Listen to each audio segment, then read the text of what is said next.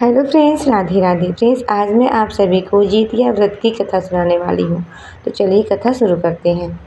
एक समय की बात है, नर्मदा नदी के पास कंचनवटी नाम का एक नगर था। नदी के पश्चिम दिशा में मरुभूमि थी, जिसे बालोहटा कहा जाता था।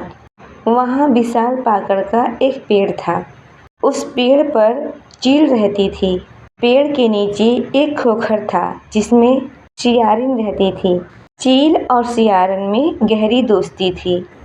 एक बार दोनों ने मिलकर कुछ स्त्रियों को जितिया व्रत करते हुए देखा। तब वह दोनों ने यह व्रत करने का संकल्प लिया। फिर दोनों ने भगवान जितवाहन की पूजा करने के लिए निर्जला व्रत रखा। व्रत के दिन उस नगर में एक बड़े व्यापारी की मृत्यु हो गई और व्यापारी का दाह संस्कार उसी मधर पर किया गया। दिन बीतने के बाद जब रात हुई, तब वहाँ मौसम खराब हो गया। बिजली कड़कने लगी और बादल गरजने लगे। वहाँ पर बड़ा तूफान आ गया। अब सियारिन को भूख लगने लगी। मुर्दा देखकर वह खुद को रोक ना पाई और उसने व्यापारी के शरीर को खा लिया और उसका व्रत टूट गया। पर चील ने संयम रखा और नियम व श्रद्धा से अगले दिन व्रत का पालन किया। फिर अगले जन्म में दोनों सहेलियों ने ब्राह्मण के परिवार में 2 पुत्रियों के रूप में जन्म लिया। चील बड़ी बहन बनी और उसका नाम शीलावती रखा गया। शीलावती की शादी बुद्धि सिंह के साथ हुई। सियारिन छोटी बहन के रूप में जरनी और उसका नाम कपूरावती रखा गया। उसकी शादी नगर के राजा मलाई के ऋषि हुई। अब कपूरावती कंचनवटी नगर की रानी बन गई।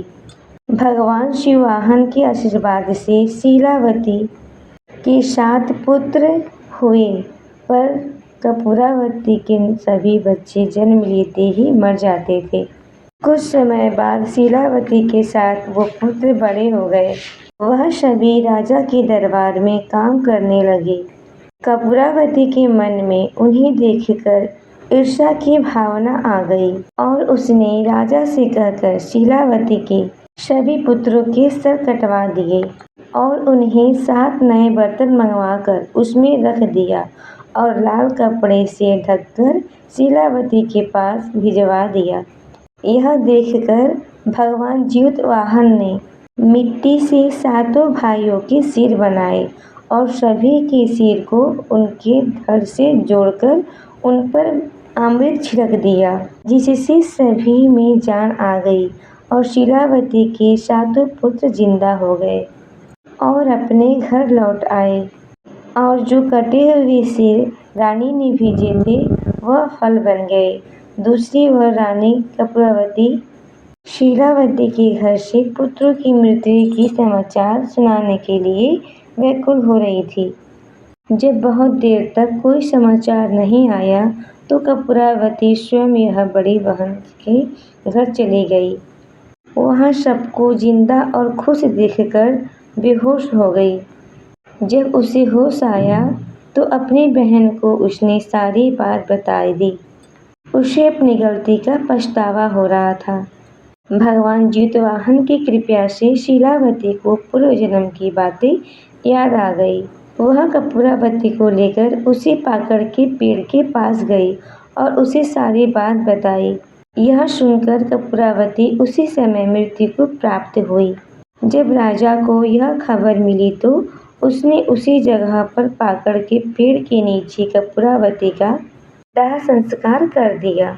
हे भगवान जितवाहन, जैसे आपने शीलावती के 7 पुत्रों की रक्षा करी, वैसे ही इस कहानी को कहते सुनते और हुंकार भरते सब पर कृपा करना।